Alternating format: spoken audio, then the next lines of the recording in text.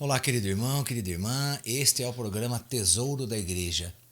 Eu, Luiz Carlos, juntamente com você, estamos aqui estudando, meditando sobre a carta encíclica Dominum et Vivificantem, aquele que é Senhor e dá a vida.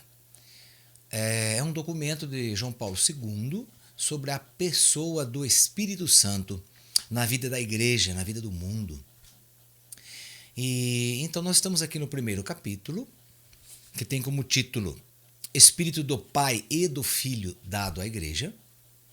E nós estamos num subtítulo que diz O Messias, ungido com o Espírito Santo. Então estamos aqui falando da pessoa de Jesus. Bem, continuando então, convém sublinhar aqui que o Espírito do Senhor que se pousa sobre o futuro Messias, né, é claramente, antes de mais nada, um dom de Deus para a pessoa deste servo do Senhor. Então é um dom de Deus. O que é um dom?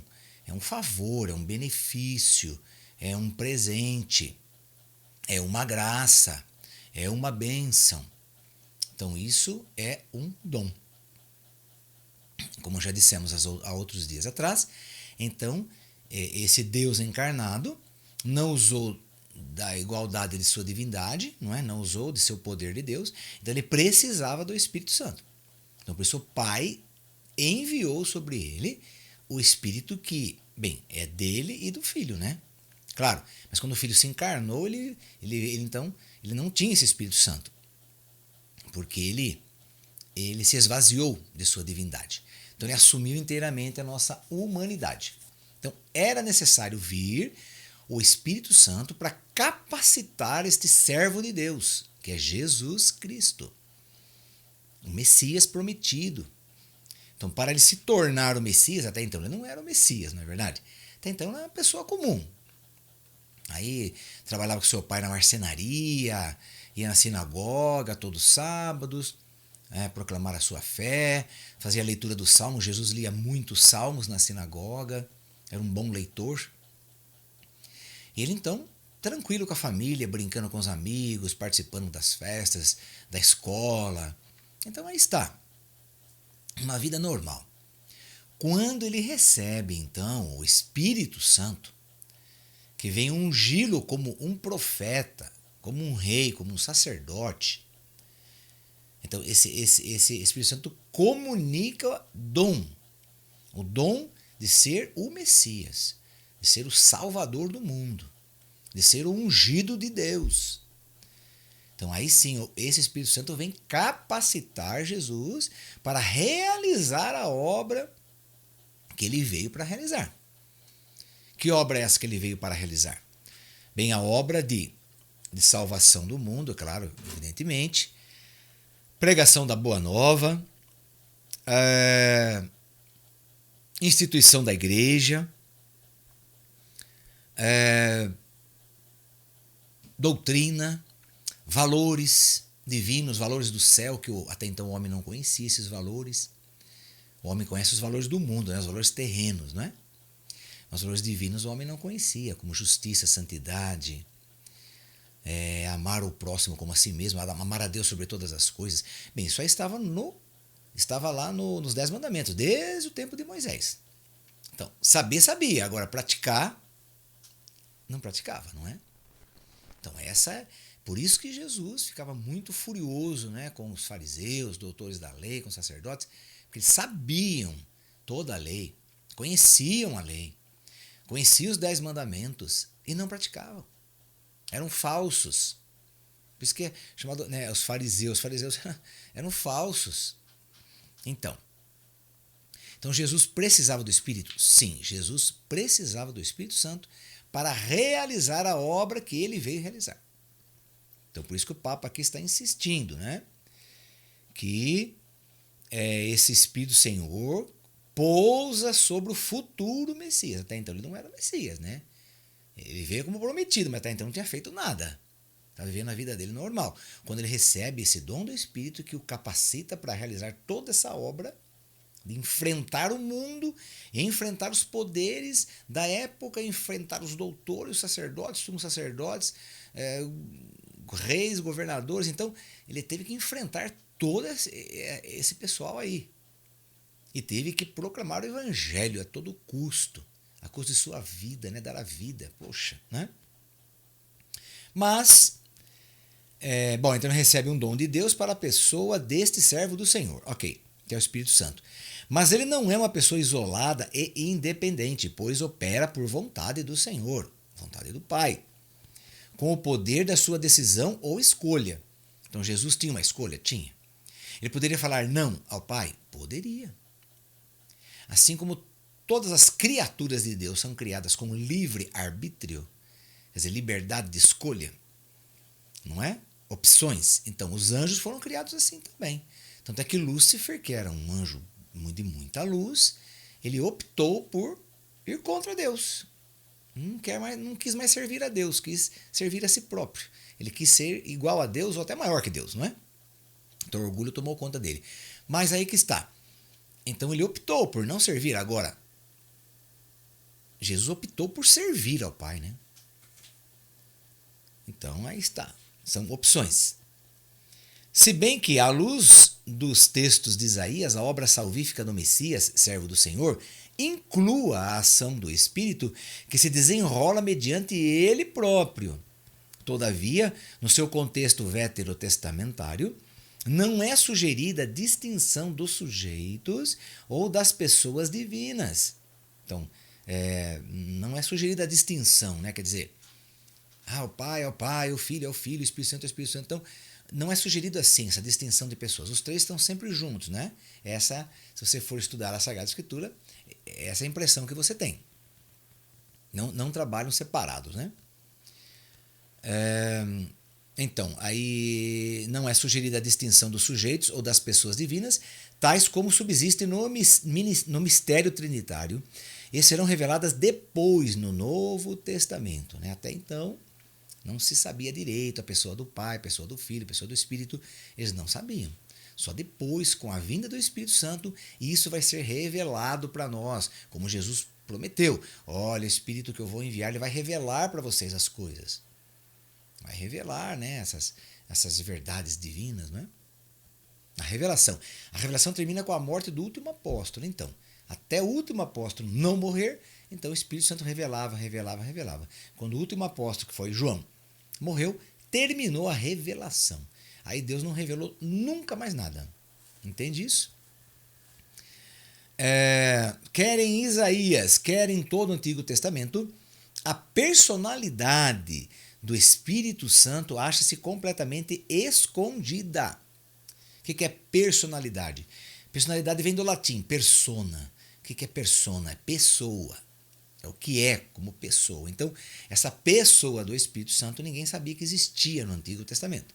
É isso que o Papa está dizendo. Estava escondida na revelação do único Deus, bem como no anúncio profético do futuro Messias. No próprio no próprio anúncio das profecias de Isaías, então ele não revela que tinha uma terceira pessoa.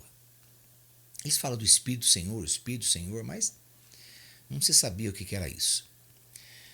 No início da sua atividade messiânica, Jesus Cristo recorrerá a este anúncio, contido nas palavras de Isaías. Isso aconteceria na cidade de Nazaré, onde ele tinha transcorrido 30 anos de vida, na casa de José, o carpinteiro, ao lado de Maria, a Virgem, sua mãe. Então, onde Jesus foi criado, em Nazaré, se bem que ele tenha nascido em Belém. Foi em Belém que ele nasceu, mas ele foi criado em Nazaré. Então, por isso que chama-se Jesus o Nazareno. Ali ele morou 30 anos, numa cidadezinha, Nazaré, né, perdidinha lá nas montanhas, é um lugarzinho bem pequeno, né, ali. Então, ali Jesus viveu toda a sua vida. Vinha uma vez por ano com os pais para Jerusalém, né, como é obrigação de todo judeu, né, vinha oferecer ali o que eles tinham para oferecer, né, o que o dinheiro dele poderia comprar, poderia dar, então um par de rolinhas, pomba, sei lá, um cordeirinho, não sei o que José podia comprar. Mas enfim, eram muito pobres, né? E então eles vinham todo ano, né? Tanto é que uma dessas vezes que veio, né, quando Jesus tinha 12 anos, daí perderam Jesus, né, na volta. Ficaram 3 dias procurando o menino. Já pensou a aflição, né, de Maria, de José, procurando o menino por 3 dias. Tiveram que voltar para Jerusalém. O José pensou que estava com as mulheres. As mulheres pensou que Jesus estava com os homens. E no final de contas ele tinha voltado. Então acharam ele em Jerusalém, no templo, ensinando os doutores da lei. Pois então. Então você pode imaginando aí, né? A vida deles era a vida normal, tranquila. Até Jesus completar seus 30 anos de idade, né? Aí no batismo realizado por João Batista, né? Um batismo de conversão. Nesse momento é enviado o Espírito Santo. Daí sim, em 3 anos ele tem a sua obra concluída. Bem, então esse Jesus aí de Nazaré, onde ele tinha transcorrido 30 anos de vida na casa de José o carpinteiro, ao lado de Maria, a Virgem sua mãe.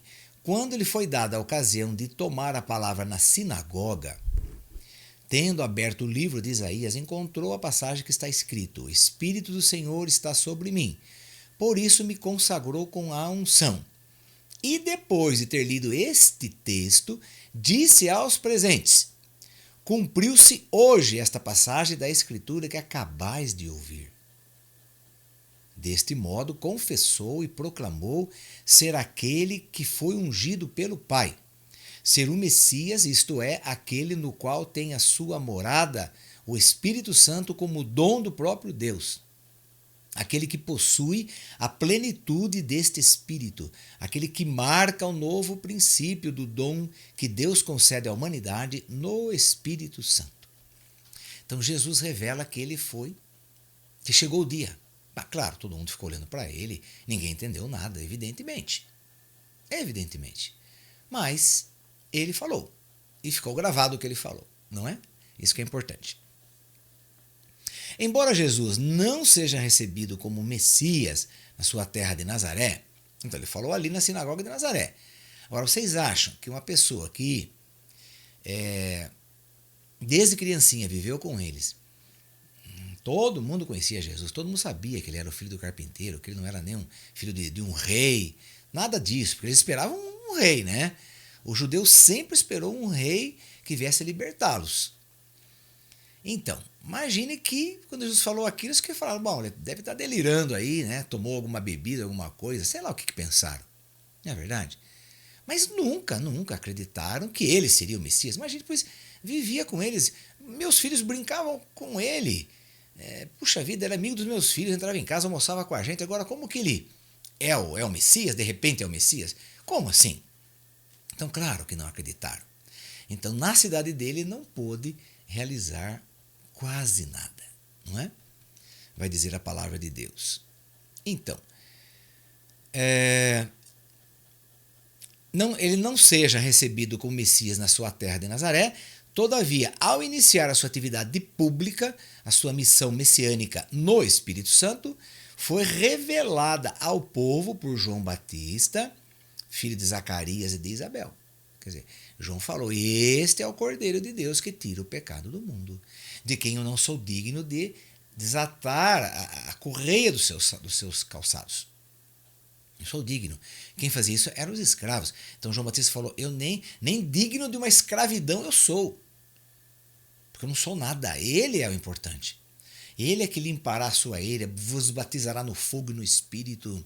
Então, quer dizer, João foi falando quem era aquele homem que ele estava batizando. E João era primo dele, viveu com ele também o tempo todo, não é? Brincava com ele na adolescência, na sua criancice. Poxa vida, era primo dele. Vivia na casa de Jesus. Aí, cheio do Espírito Santo, ele fala quem é, porque ele também não sabia. Então foi revelado para ele também. Ele anuncia junto do Jordão a vinda do Messias e administra o batismo de penitência. Ele diz, Eu batizo-vos com água, mas vai chegar quem é mais forte do que eu, a quem eu não sou digno nem sequer de desatar as correias das sandálias. Ele batizar-vos-á com o Espírito Santo e com o fogo. Espírito Santo e com fogo. Então, Jesus aqui, entramos agora num outro subtítulo, que diz, Jesus de Nazaré elevado no Espírito Santo. Ok?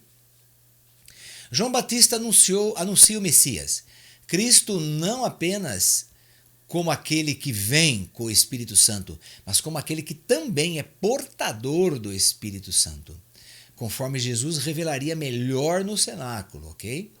João torna-se, quanto a isso, o eco fiel das palavras de Isaías, palavras que, proferidas pelo antigo profeta, diziam respeito ao futuro, ao passo que, no seu ensino nas margens do Jordão, constitui a introdução imediata à nova realidade messiânica. Então, introdução imediata. O tempo já passou. Os 700 anos da promessa, da profecia de Isaías já passou. Agora a profecia tem que se cumprir. Bom, chegou o momento de se cumprir. É o que ele leu lá na sinagoga. Hoje se cumpre esta passagem. Pronto, chegou o dia.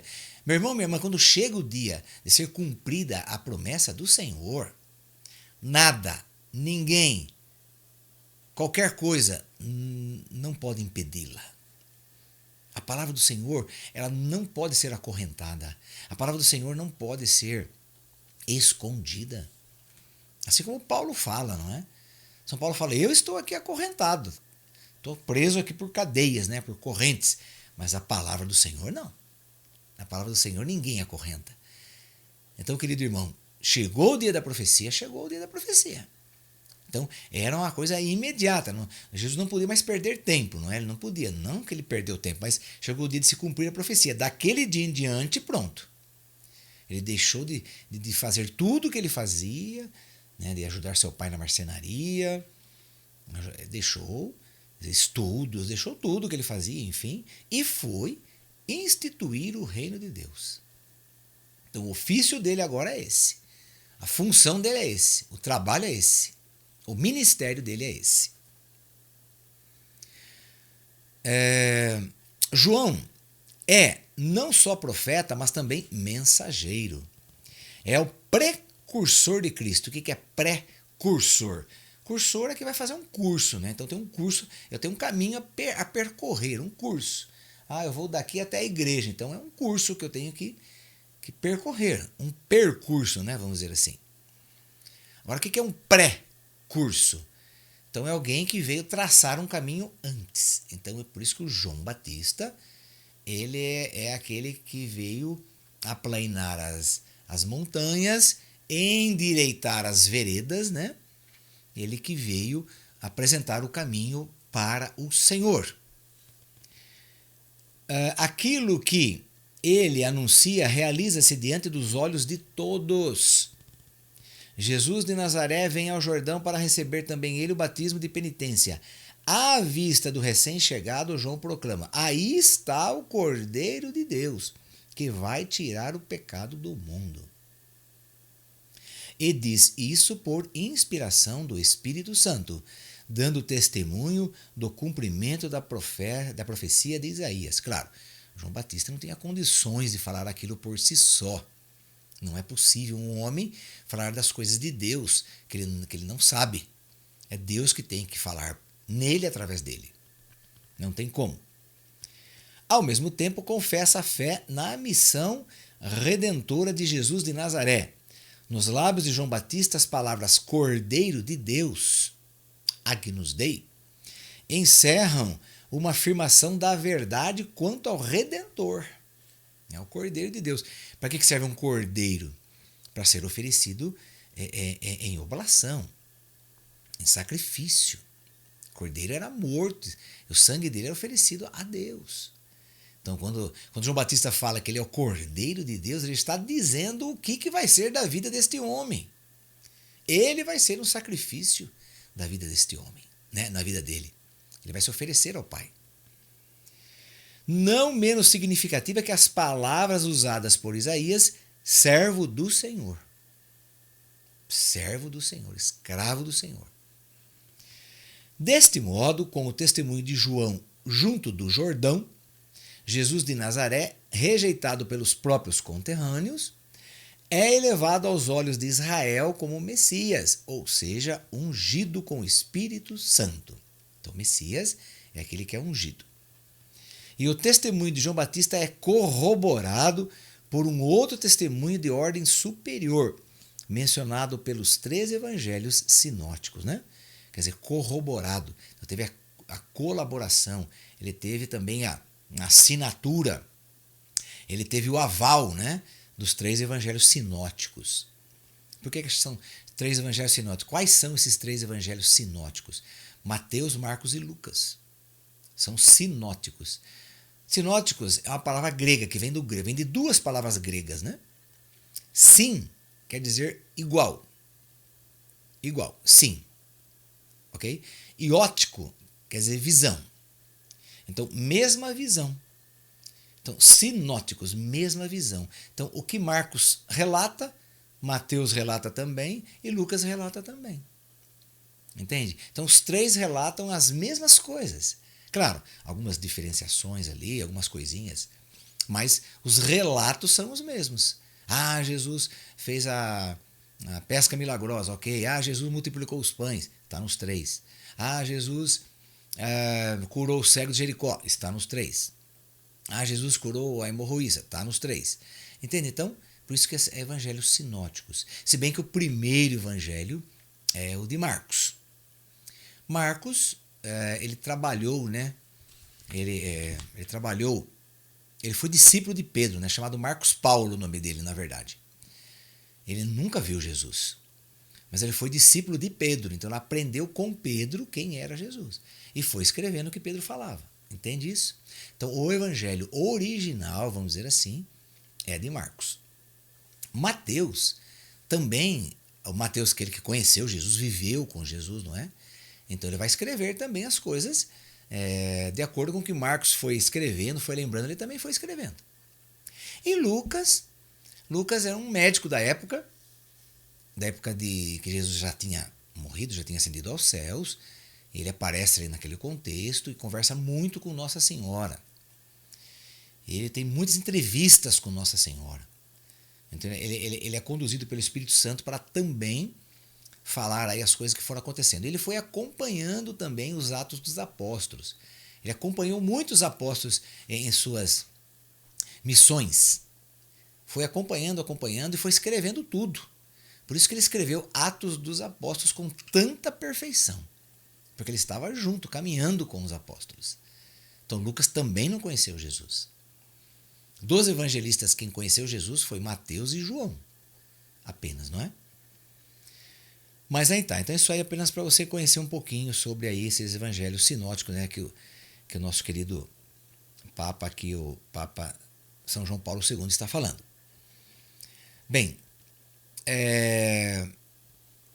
então está dizendo aqui que esse testemunho de João Batista é corroborado por um outro testemunho de ordem superior, mencionado pelos 3 evangelhos sinóticos. Com efeito, quando todo o povo tinha sido batizado, e no momento em que Jesus, depois de ter recebido o batismo, estava em oração, abriu-se o céu e o Espírito Santo desceu sobre ele em forma corporal, como uma pomba.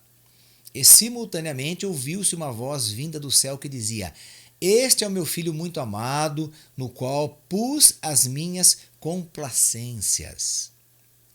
Quer dizer, no qual ponho todo o meu enlevo, toda a minha afeição, todo o meu carinho, todo o meu amor. Então veja, o Espírito Santo veio em forma de pomba para que pudessem vê-lo, porque ele é espírito, né? Então ele assumiu forma de pomba, ok, mas não que ele seja uma pomba, né? Então vamos deixar bem claro isso. Mas, e aí o Pai, então ali fica a Trindade junto, né? O Filho recebendo a força do Espírito e o Pai que está enviando esse Espírito para dar todos os dons necessários ao Filho encarnado para ele cumprir a sua missão redentora, né? A sua missão salvífica. É uma teofania trinitária, né? O que é uma teofania? Teo em grego quer dizer Deus. Fania é aparição, é uma expressão de Deus, vamos dizer assim. Uma teofania seria isso, uma revelação, algo assim. Então, naquele momento é uma teofania, né? Então é Deus se revelando. É uma teofania trinitária que dá testemunho da exaltação de Cristo por ocasião do batismo no Jordão. Ela não só confirma, quer dizer, essa teofania trinitária, não só confirma o testemunho de João Batista, mas revela uma dimensão ainda mais profunda da verdade acerca de Jesus de Nazaré como Messias. Ou seja, o Messias é o Filho muito amado do Pai. Aí que está. Até então poderia se considerar que Jesus seria um profeta, como qualquer outro que já apareceu por aí, como Isaías, Jeremias, Ageu, qualquer um. Mas existe uma diferença com Jesus. O Pai fala, né? A voz que se ouve. Este é o meu Filho muito amado. Então, diferente, né? De um servo que eu enviei, de um profeta que eu enviei, é o meu Filho. Então, uma revelação assim, estrondosa, maravilhosa, que até então nunca ninguém tinha ouvido falar. Nunca. Uma coisa assim, uma revelação que deixou todo mundo pasmo, né? A sua exaltação solene não se reduz à missão messiânica do servo do Senhor. Então, quer dizer, então exaltou aquele homem, exaltou Jesus, puxa vida, é filho de Deus. Isso daí não é mais importante do que a missão dele. Então, a missão de Jesus supera, né? Supera ele ser filho de Deus. Supera. Se não superasse, o próprio Pai não teria enviado o Filho. Então, vamos pensar assim. Se o Pai considerasse que Jesus era maior do que nós, então ele não teria enviado seu Filho. Mas ele nos considerou superior ao Filho. Aí ele envia o Filho para morrer, se oferecer como sacrifício no nosso lugar. Então veja a nossa importância junto ao Pai. Veja a consideração que o Pai tem com a gente a ponto de enviar seu Filho único para sofrer tudo o que ele sofreu, de dores atrozes, de humilhações, o próprio Deus ser cuspido, ser escarrado, né, no seu rosto. Meu Deus, que tamanha humilhação. Então veja com que amor Deus nos amou. Veja com que amor ele nos amou e nos ama. Então por isso que o Papa João Paulo não tem dúvida aqui de afirmar isto. Não tem dúvida. À luz, a sua exaltação solene, né, aquele momento foi exaltado, né, não se reduz, então aquela exaltação não se reduz à missão messiânica do servo do Senhor. À luz da teofania do Jordão, esta exaltação alcança o mistério da própria pessoa do Messias. Ele é exaltado porque é o filho da complacência divina. A voz do alto diz, o meu filho. O meu filho. Essa teofania do Jordão ilumina somente de modo fugaz o mistério de Jesus de Nazaré, cuja atividade será toda ela desenvolvida com a presença do Espírito Santo. Este mistério viria a ser gradualmente desvendado e confirmado por Jesus mediante tudo o que ele fez e ensinou. Então, ele seria revelado, sim. Seria revelado, seria desenvolvido, seria desvendado, seria promovido, seria explicado, vivido, vivenciado por tudo que ele fez e ensinou. Então, quem estava com Jesus e viu o que ele fez e ouviu o que ele ensinou, então conseguiu fazer essa ligação aqui, não é? Atendo-nos à linha deste ensino e dos sinais messiânicos realizado pelo mesmo Jesus, antes do discurso de despedida no cenáculo, encontramos acontecimentos e palavras que constituem momentos particularmente importantes dessa revelação progressiva. Assim, o evangelista São Lucas, que já tinha apresentado Jesus como cheio do Espírito Santo e conduzido pelo Espírito ao deserto, faz-nos cientes de que após o regresso dos 72 discípulos da missão que lhes fora confiada pelo Mestre, enquanto ele, cheio de alegria, lhe relatava os frutos do seu trabalho. Neste mesmo momento, Jesus exultou de alegria sob a ação do Espírito Santo e disse: Eu te dou graças, ó Pai, Senhor do céu e da terra, porque escondeste estas coisas aos sábios e aos inteligentes e as revelaste aos pequeninos. Sim, ó Pai, porque isto foi do teu agrado. Então Jesus exulta pela paternidade divina, exulta porque lhe foi dado revelar esta paternidade. Exulta, por fim, por uma como que irradiação especial da mesma paternidade divina sobre os pequeninos. E o evangelista qualifica tudo isto como uma exultação no Espírito Santo. Esta exultação impele Jesus, em certo sentido, a dizer ainda algo mais importante. Ouçamos: todas as coisas me foram entregues por meu Pai. E ninguém conhece quem é o Filho senão o Pai, nem quem é o Pai senão o Filho, e aquele a quem o Filho o quiser revelar. Então tá aí, querido irmão, querida irmã. Nós vamos caminhando então com esse estudo sobre a pessoa de Jesus, sobre a pessoa do Espírito Santo, como que aconteceu tudo isso, né? Então, claro, nós vamos voltar um pouquinho nesse texto no nosso próximo encontro. Nós vamos voltar aí nesse texto do 72, né? E para nós estudarmos uma coisinha interessante sobre eles também, ok? Então vamos encerrando nosso programa de hoje, pedindo à Virgem Maria, nossa Mãe Santíssima, cheia do Espírito Santo, a plena do Espírito Santo, que ela reze por nós, para que nunca, nunca, nunca nos falte coragem, audácia, vontade, desejo, nunca nos falte isso para nós levarmos o Evangelho a toda criatura, como o Senhor quer que a gente faça. Ave Maria, cheia de graça, o Senhor é convosco. Bendita sois vós entre as mulheres e bendito é o fruto do vosso ventre, Jesus. Santa Maria, Mãe de Deus, rogai por nós, pecadores, agora e na hora de nossa morte. Amém. Que o Senhor nos abençoe em nome do Pai, do Filho e do Espírito Santo. Amém. E até nosso próximo programa, se Deus quiser.